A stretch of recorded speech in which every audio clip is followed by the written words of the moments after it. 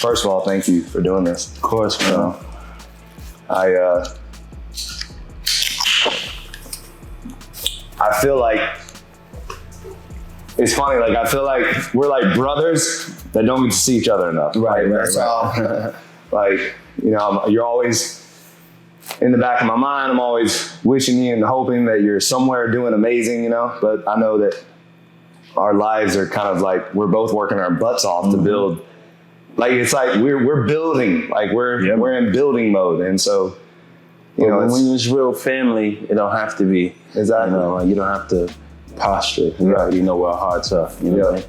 But I wanted to start with just this essentially kind of like new job, right? This thing that you're doing with the Grammys, and this just came about in the last couple of years. And I just wanted to, like, because I don't even know much about what you're doing, and it was really amazing to see you on like all these different news channels getting interviewed and on the red carpet and all your outfits. And I know, and then also we'll circle back to how you got into those outfits. Definitely want to talk about that. But I mean, I guess just kind of get me up to speed with what's going on, you know, with you lately. So I have an amazing role as the vice chairman of the Recording Academy, Grammys. And also I'm the chairman of the Black Music Collective, which is an entity created by the Grammys to make sure that we have inclusion and make sure that people of color feel welcome and feel like they have a place and they're treated fairly and they understand how the Recording Academy works, and, you know, just educating. Right. So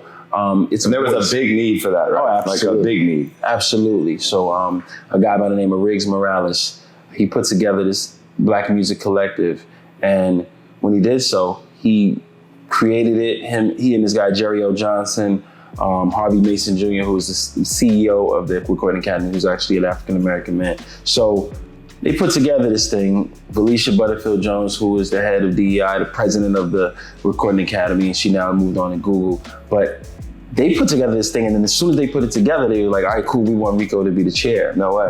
It was incredible. So they already had you in mind. I'm not sure if from the beginning, but I just know that as he started putting it forth, and we had our first annual event last year, he was like, yo, I want you to be the chair. And I was wondering if you would take that position. I was like, man, of course. So we do incredible initiatives. We give back to the community, but more than anything, my role and my job in this position is to make sure that we increase our Black voting membership, and we increase women. We got to make sure that women are voting and women are involved with the Recording Academy and they're being represented properly. Right. So that's what I wanted to do. And I feel like that is an important role, but just as the vice chair of the Recording Academy in itself is to make sure that we hold everyone accountable, and we make sure that everybody's doing their role and their part inside the Recording Academy to make sure that everyone is treated fairly. So in that role as vice chair, I want to make sure that all people, all genres, everything, but with the BMC, I'm geared toward making sure that people of color are represented properly. This doesn't take away from any other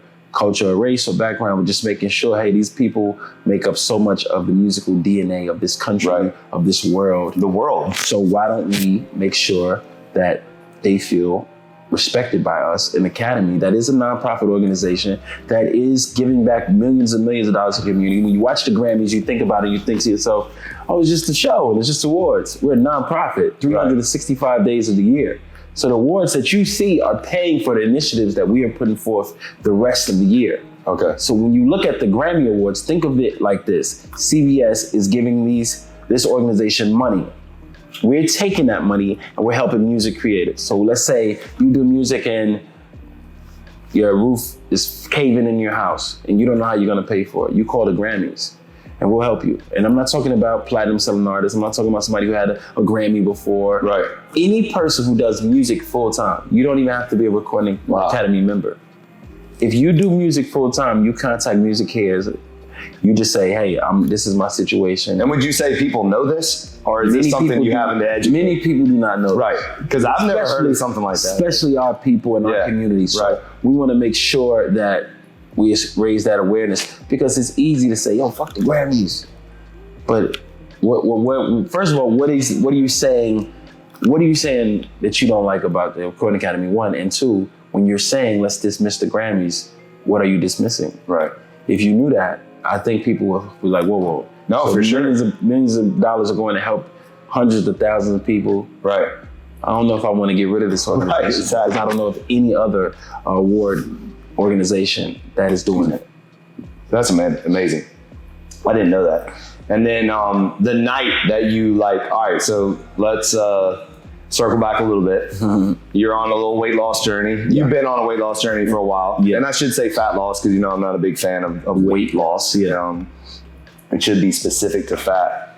We might as well take it all the way back. So we met in 2009? 2008. 2009. And you were on top of the world then, but needing like to lose some weight, lose fat. And maybe take me back to that moment, like why you chose, because I was in a no AC warehouse in the hood, like it wasn't exactly probably your your environment at the time. But you know what though? I thought that the OG Legacy Fit, and I'm proud to be a member of the OG Legacy Fit. I felt like that was Rocky. I watched Rocky Part 1 last night, ironically enough. And I looked at his house and I looked at how he had a mattress with a knife stuck in it up against the wall. Right. But he would use a punching bag. And when you looked at, he was running every day with his dog, remind me of Legacy. I was thinking about this last night when I was watching it. And I felt like that was the beginning of both of our careers. I was doing extremely well, but it still felt like it was still the beginning. And it was essentially. Mm-hmm.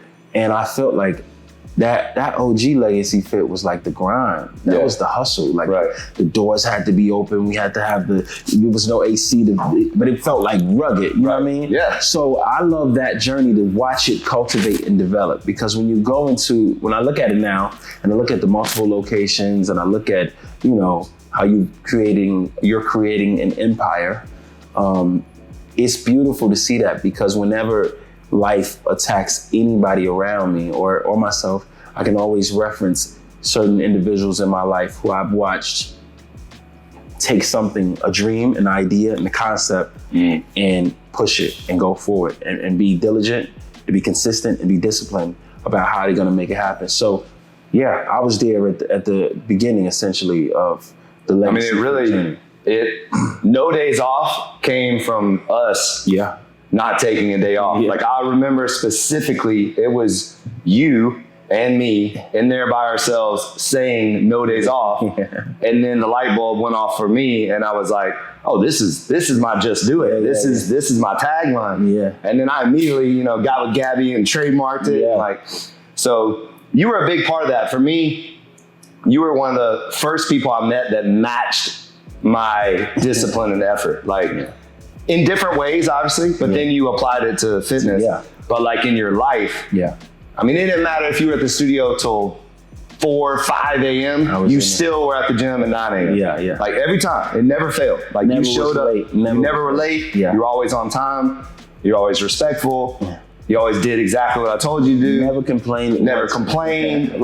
And really, it was we were helping each other, because. To your point of you're watching me build an empire, and you can say that that's about commitment and discipline. Vice versa, when I train people that truly take it serious and truly commit, the Rico Loves, the Sean Livingstons, the Joe Johnsons, these kind of people, that's feeding me too. Mm-hmm. Y'all are feeding me and showing me that's how it's supposed to be done. I know I live that way, but you need help. You need other people to show you that, to represent that. It was to the point I used to fly you to sessions with me. Yeah. When I was doing the Usher album, and he was like, yo, I was like, I really don't want to stop working out. I'm really feeling great. I was looking so amazing. And you get so addicted to the process more than the results. Because even now where I'm at in life, it's I work out in the morning with a trainer one-on-one.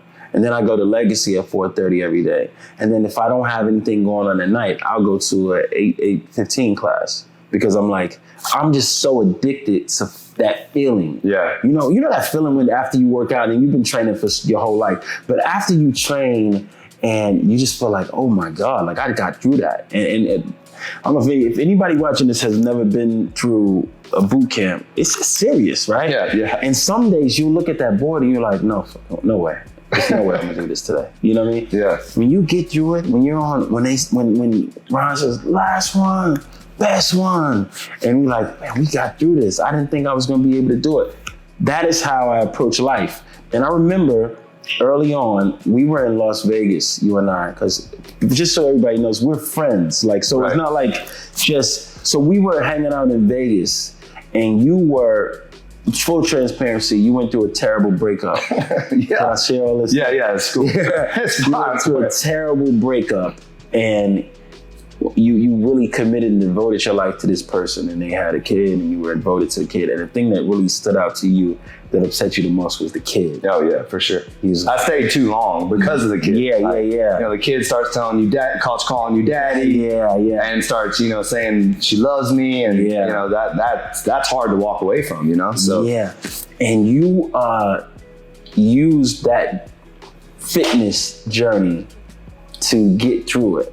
And what I noticed is the level of greatness that we want to achieve, no one can truly achieve it if they don't achieve it in every facet of their lives. Mm-hmm. So you can see a bunch of rich guys who are fat and sloppy, right? That's rich, right? But that level of excellence that you see in Mark Wahlberg, that level of excellence that you see in Dwayne Johnson, that level of excellence that you see in Kevin Hart, it's different. It's different than just being... Wouldn't you also say I like that you use the word excellence, but I've always enjoyed the word significance. Like, they're doing so much stuff that is significant. Yes. That's beyond their beyond success. Just being... It's beyond wealth and money and fame. Because just having a bunch of money and being a slob, it just comes across as pompous. That's not impactful to anyone. They're not really making a difference to other people. Because I don't look at that person and I don't feel inspired. Right. But it's a certain level of discipline that comes with greatness. And I like that word significance, because in order to be excellent, you have to matter to something or someone. Right. And that's what's significant. Like, you have to be significant. You have to be, somebody, a true partner to the world, right? And that's even when it gets to call something to your significant other. It's because you're a partner to some sort of journey, right? And when you were going through that, we were in Vegas, and I remember you saying that I'm using this as a catalyst to push myself, because every bit of anger and sadness and hurt, I'm gonna put it into something positive, and I'm gonna make sure. And then you found an amazing love. You found something beautiful. You found someone who truly, because you took the pain and you said, let me pour into myself instead of dumping down on myself. I went through that, and I did the absolute opposite. I was really hard on myself, and I started drinking more, and I started going to eating, and what I do is stress eat, right? And a lot of us do it. So I started really being more difficult on my body, instead of saying, let me push. So now I'm in a place for the past 2.5, 3 months where I'm just like obsessed with the process. And I listen to Kobe so much, and I love Kobe. You already know how I feel, of course. Kobe. But I listen to him so much, and he talks about the process. He doesn't even talk about the championship. Ever. He never talks about this. He always spoke about the process. Right. I know this is, you always ask the question, but I'm gonna have to ask you, what about that process never gets old to you? You've been training your entire life, right? Certain levels you had to elevate, because I remember you telling me that I was training wrong for so many years in college or in high school, that I learned my body, I learned things. What about that process can still, at this space in your life, when over 25 years of working out, right? Consistent. More than that, right? 30. It's too many. It's over 30 years of working out. Yeah. What about that process to you still gets you going?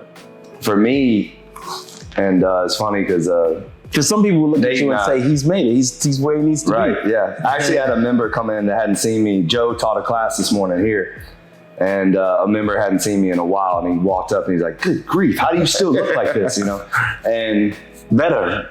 Yeah, I mean, for me, so I feel like we never stop becoming the best version of ourselves, no matter how old we are. Like, I feel like that's life. Like, life is about becoming better every single day. both spiritually, mentally, and physically. And then I think it starts with the physical. A lot of people, they put so much emphasis on what they're reading and the mind. But to me, if you start with the physical, if you become your best self in the body that was given to you, then that is going to make your mind work better. It's going to open yourself up to your intuition to hear things better. Like me and Nate were talking about it, Danger, on the last podcast, of how it's all connected. Like the mind, body, and spirit is all connected. And oftentimes we work on one without working on the other.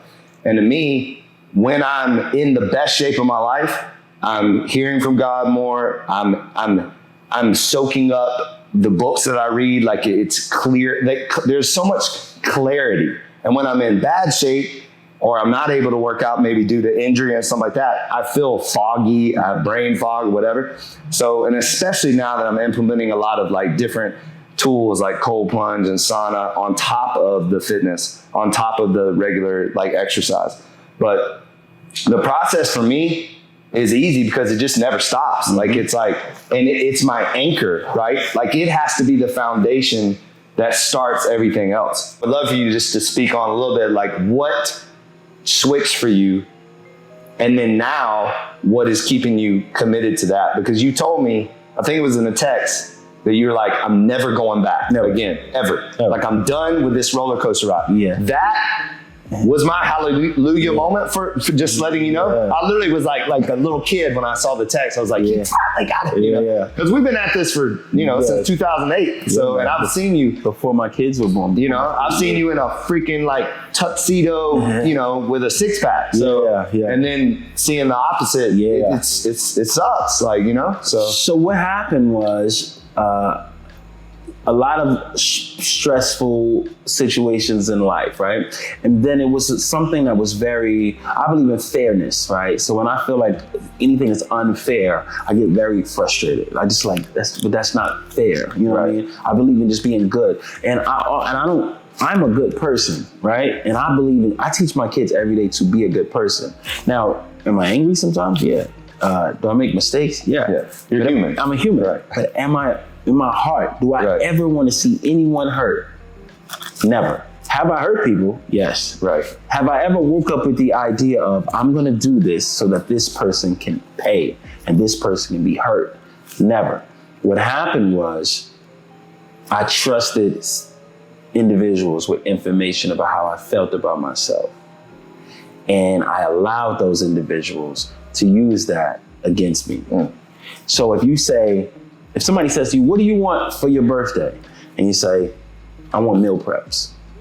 Give me meal preps and help me get in shape. And a person says to you, or people say to you, that's not a real gift.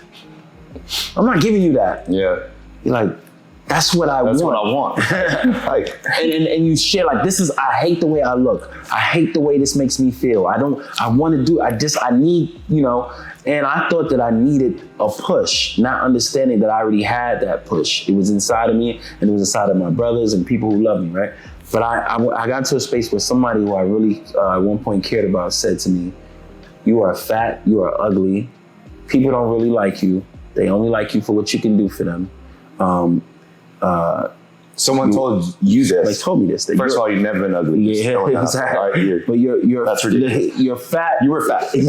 I was put that out. Yeah. You're fat. You're ugly. Nobody likes you. You're terrible. Like, and I was like, wow. I let it really hurt me. So for a while, even a couple years, I was existing as that person. And then I started saying like, what are you doing, bro? Right. I had just turned 40 in December. And I saw videos of myself on my 40th and I said, nah, this is not, I'm 40 years old now and life is getting real and I can die. Yeah. You know what I mean? And the people that love you, I think from afar, like people like myself, it messes with us because we're like, what is he doing? Yeah. You honestly, because we respect you, we don't know how to, because I would never talk to you like that. Yeah. How do I do it? And that's why I tried to get you here, is just to have like a normal, just to know that, hey, I'm still here, what I did was I had to wake up and say, bro, you're a champion.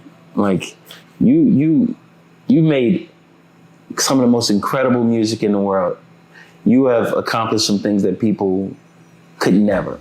Ever do. And the people who even are against you, you have more talent in your pinky than they have in their entire bloodline. Right. So I had to really realize, if all of those things are true that I say about myself, and all those things are false, what they are saying about me, the only way to prove that is to be that and to act in what is true. I can't just sit around and say, that was horrible what that person said to me. They're horrible for treating me this way. No. Yeah, that's like self-pity. So, it is, and that's not who you are. So. And guess what? I love them still. Right. It can never be close to me in that way, but I have to act and operate and become a bigger and better champion right before them, and then say, thank you, because something you thought was negative and that was going to destroy me, and that for a short period of time I was allowing to destroy me, I'm using that the same way we talked about in Las Vegas when you said, oh, this, like, you were sad. Oh yeah. You were going through it. Right. And you was like, I'm gonna use all of this and I'm gonna be bigger and stronger and greater. Not because of what they said. I'm just using that fuel to instead of living in that place that they're trying to put me in, or that just a situation is trying to put me in, I'm gonna use it. So I just started deciding that. And then you gave me an incredible, I don't like to say diet, but you gave me an incredible mindset of how and when I should eat. And it works for me, man. It works for me so good that I don't ever want to change it. I don't even, I eat 2 times a day. I don't snack. I'm fine. So I have a saying that people get mad at me for. I say, because when people are like, what do you snack on? I go, grown men don't snack. That's my saying. It's grown men don't snack. Yeah, I don't like. We're men. Like we don't snack. Like, baby snack. Yeah, Kids snack. let's just get up and just work and do. Like, stay active. Yeah, exactly. But it works for me, man. And you told me, you said the first 3 or 4 days it's gonna be, and I was like that. I was a little sluggish because I was so used to carbs, and carbs trick you. Carbs trick you into believing you need to have them for energy. Then when you realize, like, oh, I'm fine. Right. I'm okay. Now I'm at day 52, 53, and I'm like, I don't ever want to change this. And I remember saying to myself, I was craving birthday cake, like really craving birthday cake. For some reason, I'm like, I want birthday cake so bad. And I was like, on day 40, I'm just gonna have some birthday cake. And I was like, I don't want birthday cake. I want to keep going. I want to go 90, 120. I want to go a year, 2 years, 3 years, 4 years, 5 years. I want to see how I can push myself until the point where it's not even a journey anymore. It's not even like now. It's just a lifestyle. When people see me who just saw me on my birthday in December, they were like, what? Bro, I just saw you. Right. By the way, what's today we're taping this? It's February the 18th. February 18th, yep. You spoke to me December the 19th. And I started doing the carnivore December the 20th. So from that point until now. Which, by the way, is not that long. Not that long ago. Like, I've been on it for almost 4 years. Yes, I've just been like 50-something days. And I tell you what gets me excited about you is, so if y'all don't know, like, y'all look up everything he's written and whatever, but I've actually been a part of this man's journey in terms of being in the studio and watching what he does. It's the most incredible thing you've ever seen. So he's like Jay-Z. So Jay-Z doesn't write. He just, it comes off the top of his head. And Rico has the same gift.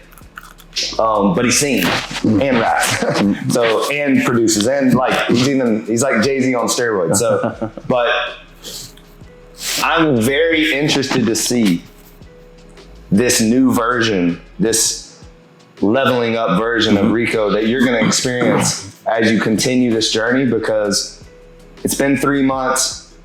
I guarantee you, in a year, like, you're going to be so creative. Like, your creative is going to be on another level. Yeah. Because again, there's such a connection with your body to this right here. And you're going to, because your mind is already genius. When you start to, your body starts to, I guess, fuel the mind, because it's helped me in so much. Like, everything that you see in here, everything that I'm doing, the beverages, all that was because I was becoming a better version of myself before. And it was the commitment of not eating all the time and not eating certain things that slowed me down. Like, I started getting to the point where, and I know you're at this point now, it's like, if this makes me feel like shit, why am I gonna eat it? I was in the airport and I love pizza, you know about me. I love pizza. And who doesn't? Let's just keep it real, by the way. We love food. Like, if we're went out to eat right now, we would eat, like, you know, like, we love food. Like, don't get it twisted. But I was in the airport and I saw this couple just eating some pizza and I was like, I don't want that. I don't want, like, they were just sitting there and they were just like gluttons. It was just like, they were just sitting there stuffing their face. And I remember thinking, like, I don't want to set that as a goal. And I think we set goals of what we want to eat when we get in. Why did I work this hard and set as a goal to eat the thing that got me out of shape in the first place? So now I have different goals. When I get to a certain day, my goal is the next thing. So May 6th is my next goal. I want to be comfortable. Is that the Usher concert, Las Vegas, Lovers and Friends show. And I just set that as just... And we got to do a reunion to Vegas then. Yeah, man. For Let's sure. do it. Yeah, that'd be dope. May 6th. May 6th. So I'm saying, I want to be comfortable, shirtless, button-up shirt, open, nice shorts, and just be out there comfortable. And because it's hot as hell in Vegas. Yeah. And guys who are chubby don't feel comfortable in that heat. You don't feel, you're self-conscious, you're pulling, you know, like, you want to be like, but that is just a goal that's getting me to the next goal. Right. So then my next goal will be like, I want the V, you know what I mean? What is going to be the next thing? And I'm no longer setting a goal of December 9th, I'm going to eat pizza. What? It's almost like, and that's what I used to do. And I say this all the time, and I know I've told you this before. It's like, why are you rewarding yourself when you haven't reached the goal, the ultimate goal, right? Yeah. Like, I used to tell people all the time, like, so they call it the cheat day, right? Yeah. Like, I've never believed in cheat days because if you haven't reached your goal yet, you don't get a cheat day. Yeah. Like, when you look the way you want to look, then you can cheat. Because what happens is, you can say to yourself, all right, we're going to Cabo this weekend, and I'm gonna have some drinks, and I'm gonna eat a sandwich, because to us, meat is incredible. So that's not a cheat for me. Exactly. I eat steak and fish and, you know, whatever I want to eat in that capacity. So if I say I want to have some bread, I want to eat Italian, and I want to have some pasta and some bread and some that, I can do that, and it's not a cheat day for me because I'm in incredible shape. And tomorrow I'm just gonna wake up and get back to my normal routine and work my ass off. And, you know, and Harvey Mason Jr., who is the CEO of the Grammys, everywhere in the world that I've ever been with him, we've traveled to Abu Dhabi, we've been to the UK. Like, every time I'm around and I see this guy, every morning he's in the gym early. I'll be, you know, going down to get breakfast, and he'll be coming up from the gym. Hey, Rico, and I'm like, I was up at 5 a.m. I had to get a quick workout in, and I'm like, that's who I want to be. Right. So Grammy week, that's what I was doing. I just was dedicated. And then I would wake up 5 a.m., I would work out, do what I had to do, meetings, interviews, stuff like that. And then they say, yo, you got a few hours. I'm like, I'm gonna go to the gym. Go to the gym. Why not? Just get on the treadmill. I'd walk on a 45 incline walk at a 12 incline for 45 minutes at 3.5, good pace. Mm-hmm. Just really good sweat. Do like 15 burpees, do my push-ups, do these things to just make sure I was active, you know what I mean? And, you know, you guys in the boot camp, you guys give us really incredible warm-ups. So I would just do the warm-ups from boot camp and just go through that and say, all right, cool, I feel good, I'm gonna get showered, go back. It's just active, my body is active. And now it's so much a part of who I am that I don't even, you know, now when I leave here, I'm gonna take my son and we're gonna go play basketball. Like, we're gonna be active. We're not gonna go get pizza on a Saturday because we can. It's more about, let's stay active, because when you look around and see people who live a long time, it's because they're active. And I wanna live a long time. There's so many things that I wanna do. And there's so many people that I want to affect, and I want to watch my children grow up and watch their children grow up. And I believe we can do that. And I'm 40 years old. I still look great, you know? So I don't feel like... I'm telling you, like, you haven't even, you haven't become your best self. And I say that very strongly. I still feel like I haven't become my best self. Like, I want to learn more.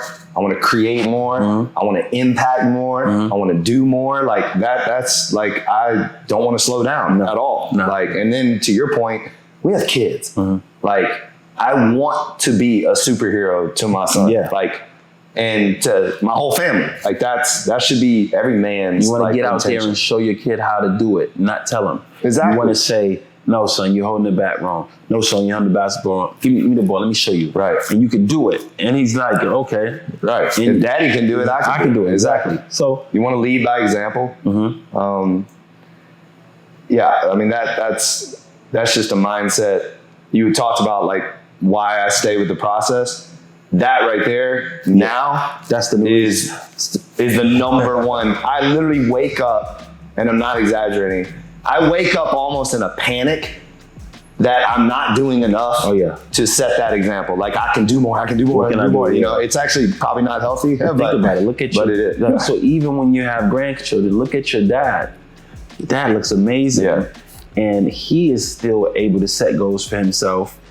And sorry to speak for you, Pop, but like no, but it's true. Like, and he's been through through some health issues, and I actually he'll love me telling the story because I got him into the ice baths, and it's helping him so much. And he's 72 years old, like, and that's what I'm trying to tell people. And I want to be a voice for this: is that it's never too late. Like it's never too late. And people act like when they're 30 that it's too late. Nah, for real. Like, oh, I can't. I'm 30 years old. I can't. My knees. Like, you're 30, bro. I was complaining about my knees. I'm like, I can't do it because of my knees. And when I started dropping the weight, I'm like, yeah, that's why your knees was fucking hurting. Well, you know, I used to mess with people all the time. Like, they would be like, my knee hurts. I'm like, you know why your knee hurts, right? And they're like, no, why? Because you're fat. Yeah. Like, I used to get so... You carrying people all that... used to get so mad at me for saying that, but it's the truth. But you're carrying all that weight. Right. And this pressure that should not be on your knees. Exactly. Your knees are this small, like, right? And now your knees got to carry all this weight all day, every day.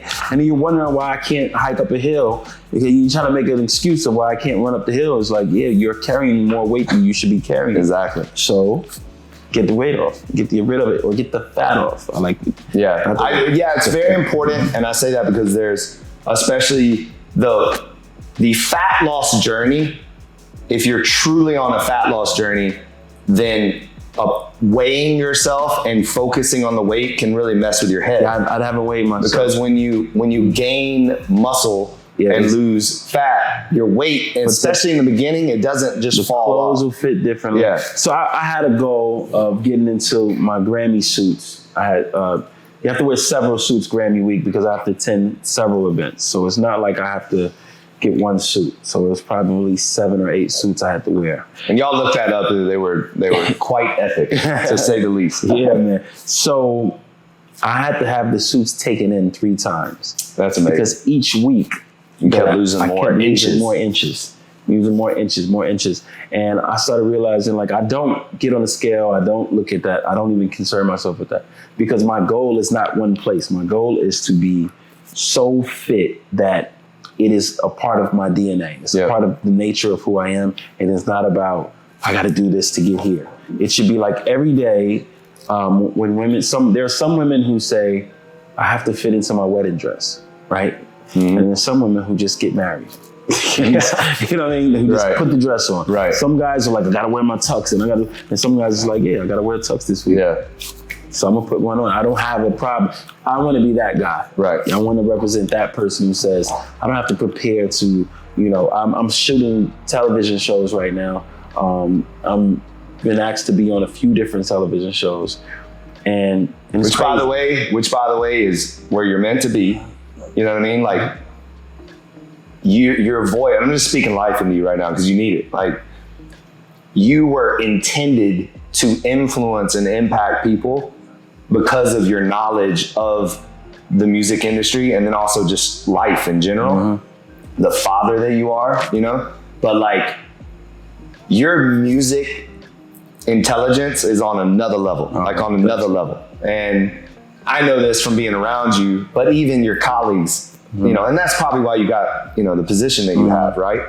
But like, the world and people need to be impacted on that. They need to hear it, you know? So I'm sure these shows, it sounds like it's going to give you that platform, right? To be able to do that. And I was sitting down doing a tape and I was looking at the playback and I was like, wow, I didn't have to suck my stomach in, you know what I mean? Yeah. I'm used to doing this all the time. And now I'm sure that's uncomfortable. Yeah, now I can just relax and just, you know. So I'm like, wow, I'm preparing myself. God has been preparing me for this place he needed me to go. And he knew that in order for me to get there, I had to be in a certain space physically. And I have to feel as a certain level of confidence. And because people got to trust and believe that what I'm saying is real. If I'm sitting there and I'm not happy with myself, you saw it in my face without even me, when I was smiling and then happy, it was acting happy and all those things, right? So people can see through that. So now when they look at me, I have the Rico Love sessions that travels from state to state, and I invite creatives from all over the different areas, and we create. I get 15 kids. When I say kids, I mean they like my little brothers and sisters. Yeah. But 15 creatives. I put 5 in each room. I give them a concept and music to create, and they write and we build, and I switch the rooms out. And we document it, and it's been an incredible thing. That's really cool. But to give mentorship to those kids and guidance to those kids, and them to trust me, they had to look at me and think, not only is he accomplished, but I'm looking at him and I still believe in who he is. I'm not looking at it and saying, oh, he did a lot of great things. No, he is great. Right. So that's what. Well, there's a lot of, unfortunately, and again, this is not fat shaming people or anything like that. Like, I understand some people are just big. I get that. But there's a certain level of respect that people give you when you look in shape. Like, it's just like, because I have a hard time with people that are at a high level, even though they know what they're talking about. If they don't have discipline in their own life, it's hard for me to take advice from them, even if they're the number one accountant, the number one lawyer, the number one this, the number one that.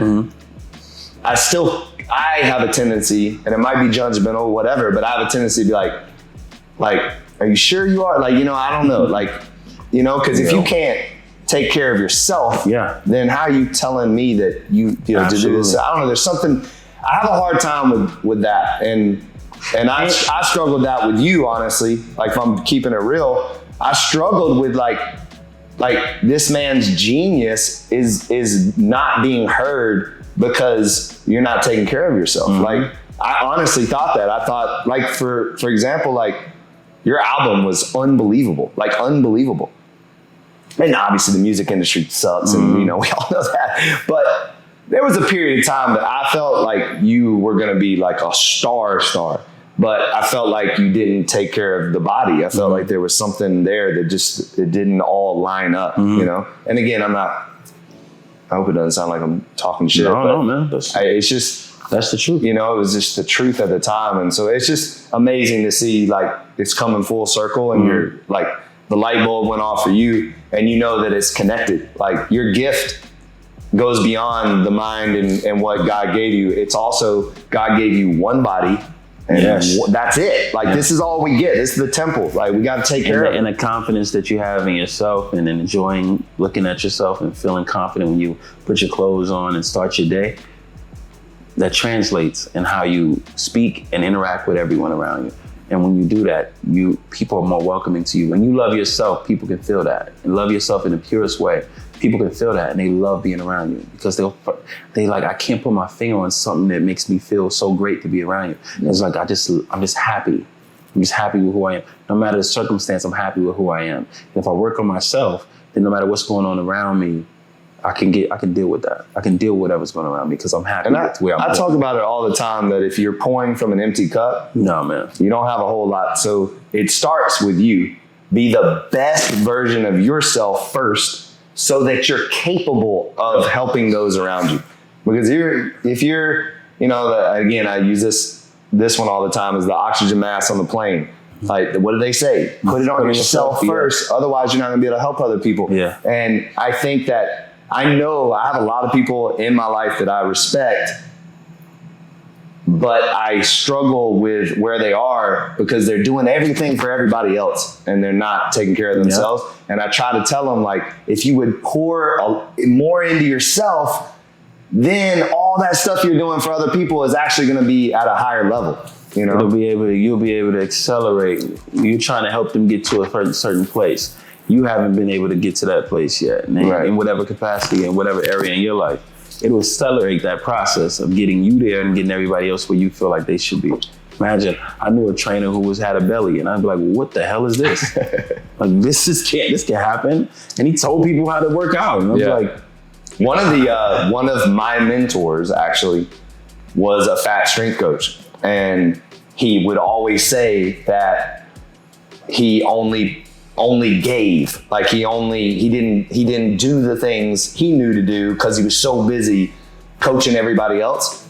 I thought that was the dumbest thing I've ever heard in my life. And what's crazy, he was super smart, like 2 master's degrees, kinesiology, exercise science, could program like no other. He was a very good strength coach, but I remember it was because I was 18, 19 years old when I was dealing with him, and I was like, I'll never be like that. Like, because I don't even take you serious. Yeah. And it's sad though, because he was smart, but his because on the day that you're the most frustrated with the process, you're gonna look over him and say, bro, shut up.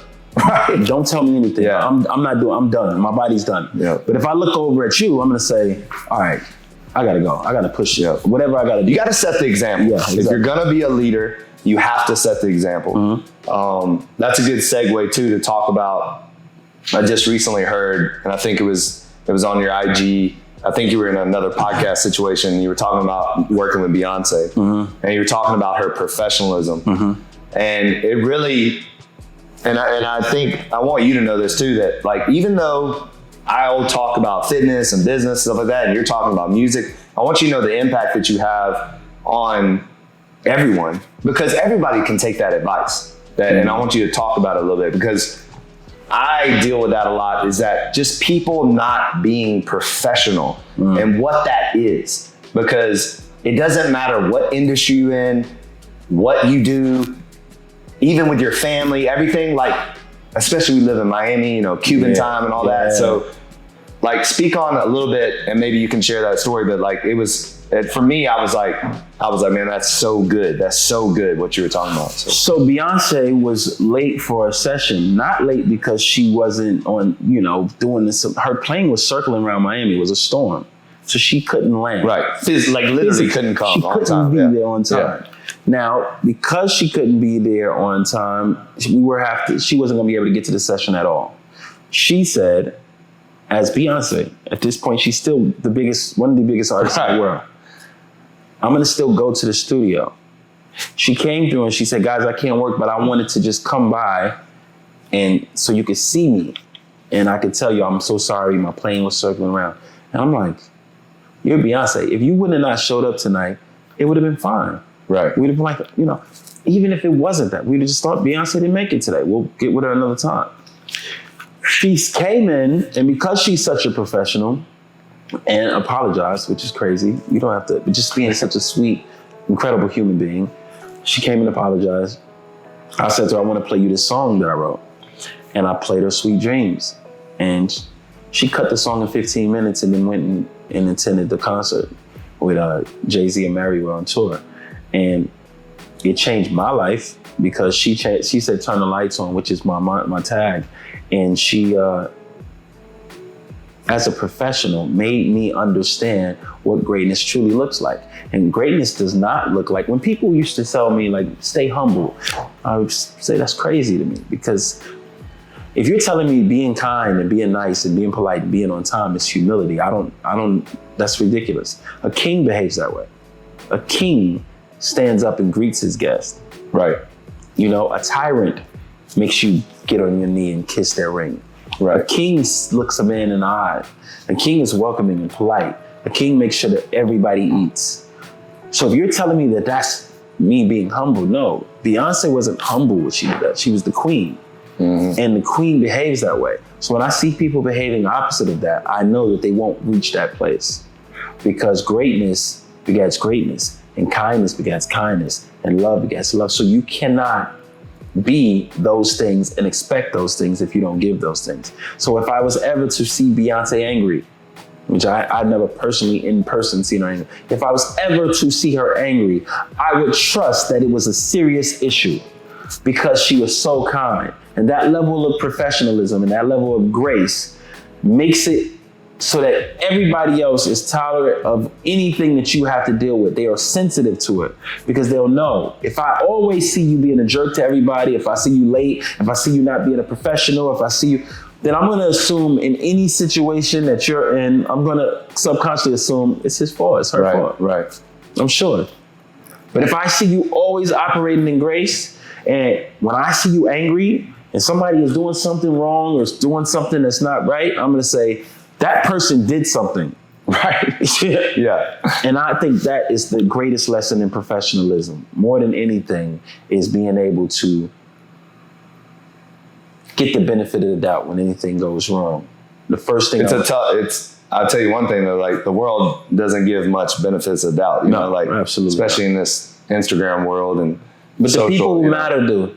Yeah. The masses, right? And they say that, they say live with they say sell to the masses, live with the classes, and all that stuff. I know, yeah. So but when you think about it, when you say to yourself, the masses may not accept, but the people in this small circle of greatness, and to be honest with you, it's going to be very difficult if your goal is to make the masses all love you. Yeah, that's very difficult. That's far cry. That's really never going to happen. So, and you really don't want it to. You don't want either. You want the wisdom and the foresight and the vision of other great individuals to recognize. There was a guy who came to me once and he was talking about the person he was signed to.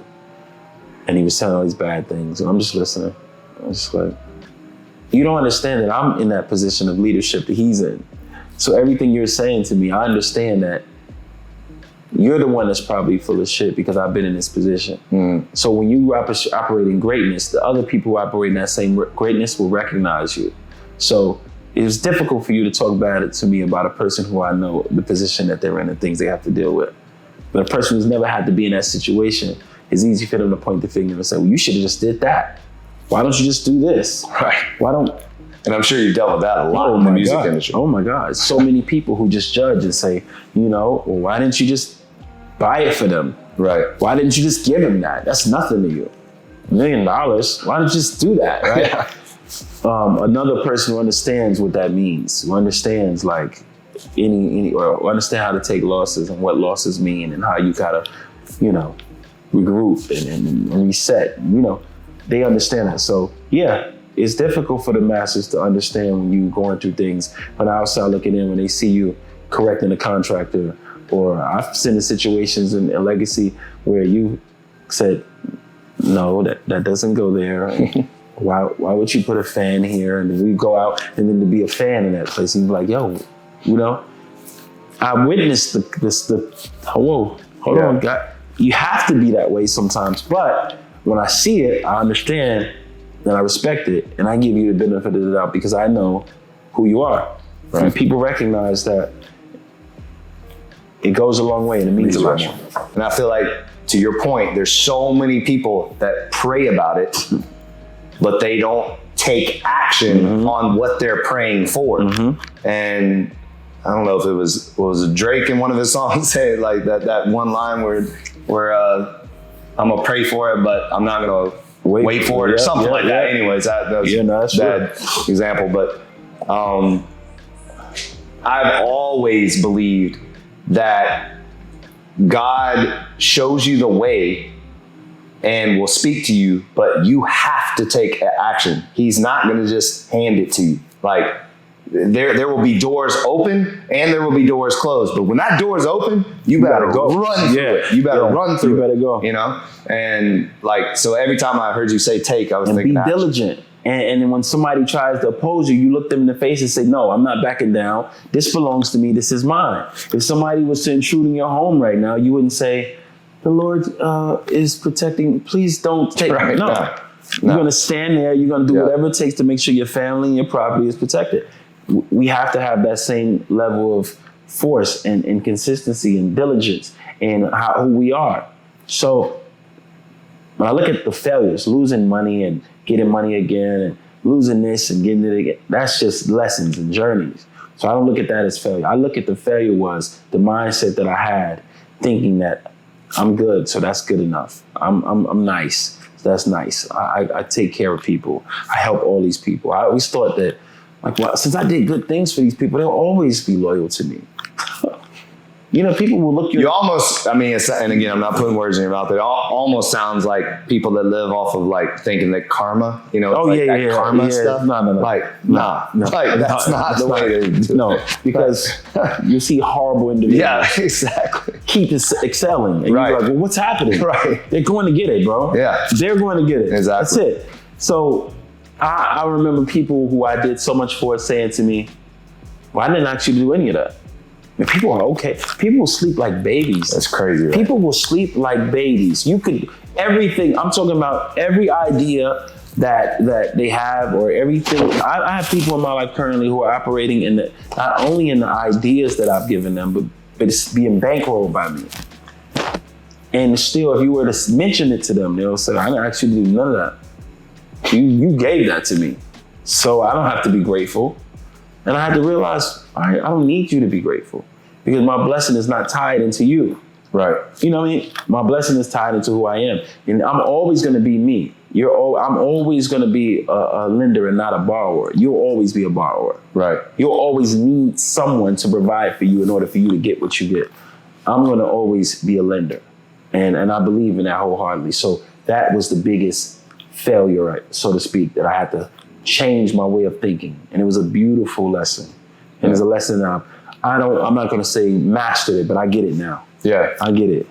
I mean, just hearing you say it sounds like it's going to make you that much stronger. Oh, yeah. And a problem. Yeah. Like, you know, which is a good thing. A problem. Good problem. Because I operate in a space that I'm going to be a problem to anybody that gets in my way. You know? So, and my brother and I talk about it. Like, you have this in your life. We have this in our life. People have to understand when you have favor. Oh, yeah. Like, don't mess with people that have favor. Like, because the people around us are getting things because of our favor. Oh, yeah. And that's just a fact. And we don't shy away from knowing that and talking about it. Like, I have favor on my life. Sorry. Like, that's just, I'm going to stand on that. Some of your favor is still protecting people that you're not even friends with no more. They don't even realize it. And they don't even realize it, you know? And you go back to like our moms praying over us. And when you have these spiritual warriors, oh my God, you know, at home on their knees, bawling, crying for us. Yeah. You know, we don't even. How many times you woke up with your mother praying over you and you're like, what's going on? Like, what's happening? Or my mom still to this day would just call me and be like, you know, I just prayed for you, you know, and like you feel it immediately. Oh yeah, you know, absolutely. So it's such a blessing. What's like the number one project going on right now? So basically, Division One Music Group was a record company at first, and now it's Division One Media Group. And I believe that I'm bigger than just signing and producing artists. I've decided to open up into developing producers and writers and giving them a home. So I'm creating a group. So it's the first one, we're gonna travel around the world and just collect the most incredible, elite, talented people and give them opportunities to be heard. And then there's a network that I'm forming to make sure that there's a hub for these people to exist in. Okay. So, and also mentorship, one-on-one mentorship, one-on-one building. Is this like an extension of the conference you used to do? It's an extension of the conference. Okay. The world has become incredibly digital. So we can touch many more people when we create and exist in a digital space. So I'll give you an example. What I'm creating is an infrastructure. If you want to, we're building a home for creative individuals to be able to feel safe to send their music to make sure it's heard. If I live in middle America, I live in parts of the world that don't get the opportunity. Even though the internet is accessible, you can put out your music. 3 or 4 artists break per year. Yeah. Out of 600,000 songs are released every day on Spotify alone. How many? 600,000 songs are released every day on Spotify. Wow. Alone, just on the Spotify. Do that math. Do that math. That's insane. 4 artists break per year. Meaning 4 new artists are coming with successful records on a mainstream level. A year. So 600,000 times 365 just on Spotify, mind you. That's one digital platform. And only 4 break on average per year, right? And in your definition, so people can understand, when I say break, I mean what do you mean by break? Mainstream success. Okay. I mean like a hit song? A hit song on all, meaning streaming, radio, everything. Where people know who you are. People know your song at least. Yeah, or know your song. People might not know your song. So there are millions of people who would like to be heard and don't have access. Imagine if you could subscribe to a group and pay a monthly fee and know that I can submit 10 songs every month and these songs will be actively shot to film, TV, to artists, to anything, advertisement, whatever. And I know that somebody is actively pursuing getting my music heard. This is a specifically curated group. So I don't accept every individual who wants to be a part of it, because then you have to filter through so much fluff. You have to be invited, and then there's a monthly fee, and then my company takes 10% of publishing off the top at one point. Okay. I mean, 90% of the record is yours, and my company takes 10 for putting this play together. Also educate us on the flip side of that, where on like a record label takes So on the other hand, almost everything. A publishing company will give you money. They'll give you a deal. Yes, but until you recoup that deal, you don't get any money from your songs until you pay that money back. And also, they take half of the publishing for it. My company is saying, you own your publishing. We are partners in the song and the deal, but we're only taking 10%, and we're not holding you, or you're not having to. This is the 10% that solely belongs to this company, and you get to be free agent. Imagine if you place 6 to 7 records through my business. You don't need a publishing deal. You're earning on your own. Right. What happens is we'll disrupt the business, and every business was made to be sold. So if we disrupt them that much, we're biased. Yeah, it's disruptive. That's it's bias. Yeah. If it's that much of a problem for you, eventually it will be. Yeah. You're biased. That's a great plan. Mm-hmm. It's all about being disruptors. Yeah. That's what I'm trying to do with the water. So. Yeah, exactly, man. Exactly. That's fascinating. What's the next city?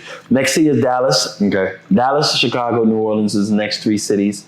After we did DC, several companies have reached out to buy in. They want to promote and they want to sponsor these things. And how do artists find this? So basically on my social, also there's a link in my Biopreneur app where not only, and I think everybody should understand, I'm not sure when this is going up, but March 10th, I'm teaching a webinar.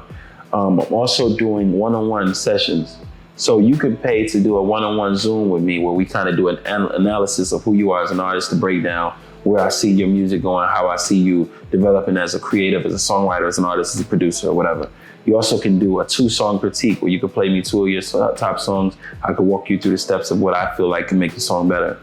This is huge, by the way. Yeah. Like, you're basically sitting down with one of the best producers of all time, like, and you're opening your door. Like, that's unheard of. Yeah. That's like getting to train with Tim Grover on Zoom, you know, like that's huge. And it's an opportunity for me as well, because now I'm learning what's the sound consistently in the market, because I'm being able to experience all these things through these creatives and through their lens. So I'm learning as well, and I'm growing my brand as well. But the reason why I'm doing this is to create this network where all of these creatives feel safe, and then I can make a multi-billion-dollar industry company instead of writing songs and making millions of dollars, which is cool, it's good, I've done well.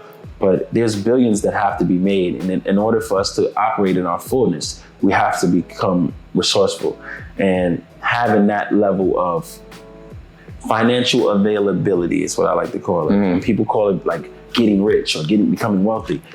Financial availability. Finances are available to me in a space where I can do anything I want to do, build anything I want to build, cultivate anything I want to cultivate without having to ask for permission. That is our ultimate goal, is to say, we want to build this thing and we're not going to a bank and asking them to do it for us. We can, because we know we can use other people's money, but we don't need permission. We can say, we want to do this thing and we're going to do it. And do you find yourself writing a lot still? Oh, like, yeah. I'm writing tonight when I leave here. All right. I love it. It's what I do. It's who you are. It's who I am. Yeah. I have the most fun writing. Yeah. But I think I think being a teacher is more, I have more fun enjoying teaching than I even do writing.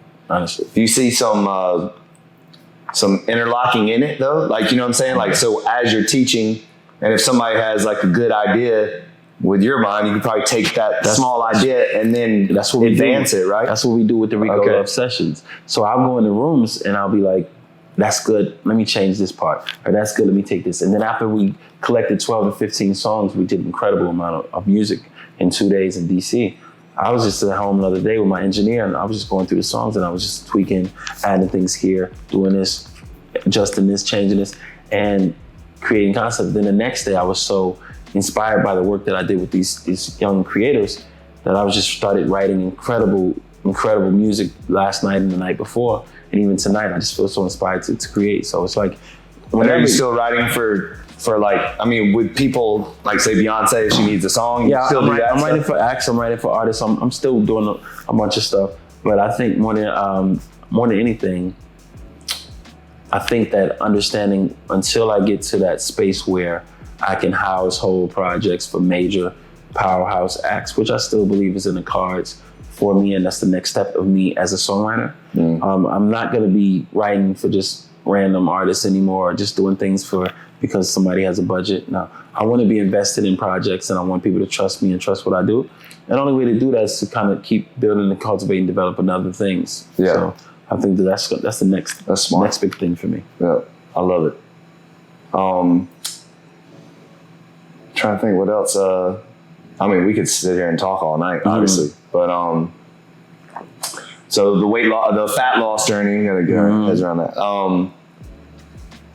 Where are you at? Like where? Like I want to know, because I know you're committed, and I know we have a new date, May 6th now, and then.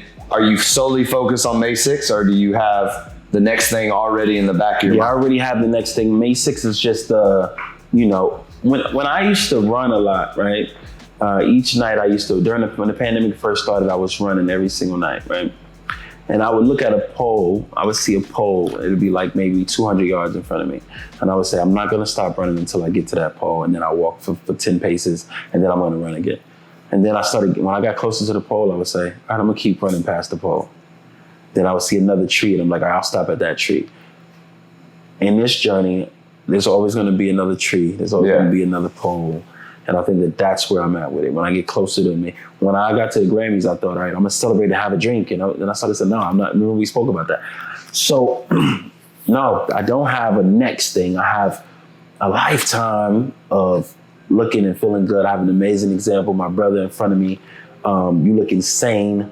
So I'm like, that's what I want for myself. Yeah. You know, my big brother looks amazing. He's only a few years older than me. So when I'm like, bro, when I'm 45, I want to be able to, I want Manning to look side by side next to me and we like, yo, right, bro, we exactly twinsies, right? Yeah. So man, I'm excited. It's so much fun, man. People don't understand. When you start working out and really having a purpose, man, it's so much fun that I don't get, like, it's like when people go skating every night or go bowling or like going to the gym and working out, it's like becoming that thing for me. Yeah. And what's funny is every time I see people, first thing people say, they're like, yo, you look great. And I'm like, all I talk about is working out now and eating. Like I'm with D-Town all the time, and I'll be telling D-Town, like, bro, all you gotta do is just this. Like, right. Why are you doing this? Like, he's doing great, man. But I'm like, I be telling, like, bro. He's still big though, right? Yeah. And I'm like, yo, bro, all you have to do is this. Yeah. When D-Town was going to Legacy every day, he was ripped. Yeah. He was incredible. I'm like, bro, just do this. And then I also understood that I had to do other things outside of just Legacy. And a lot of times people think, I'm just gonna come here once a day and I'm gonna do that and I'm gonna do that. You're gonna get results if you eat right and you come to Legacy Fit every day. Don't get it twisted. But I have to say, how much more of a push do I get if when the office hours are closed and the gym hour are closed and I'm still putting in work on my own time, how much better will I feel or committed will I feel? And then people around me start really understanding my determination. Right. And they love that. They really want to be next to that. And a lot of brands, they want to partner with that. They want to be around that type of energy. Definitely. Like I always say, it's do more than is required. Do way more than you know what I mean? Like most people live life to just get by. Mm-hmm. Most people live a mediocre life. Like that's not how to live life. I would go beyond that. I would definitely leave you guys with this. I really enjoy who I am. I really like myself again. And that is the best feeling. And if this is what it takes for me to enjoy and love myself, I can't afford to stop. Yeah. My life depends on it, because there was this time where I did not, if it had not been for my children, I would have took myself out. That's just the truth of it. I can say it now with such easily because I'm so past that space, right? But man, I'm telling you, I really enjoy who I am and who I'm becoming. And whatever it is you do in life, get to that place. Because when you like you, man, truly like you. Because somebody could come right now and say, I don't like you at all. And I'll be like, that's okay. Okay. Because I like me. And there was a time where I could not exist knowing that people didn't like me. Now I'm okay. I understand. I like me. I enjoy me. And I know that a lot of people are affected positively by what I'm doing for myself. Right. That's beautiful. Because when you become your best self, those around you get the benefit of that, you know? So keep being an example. Love you, brother.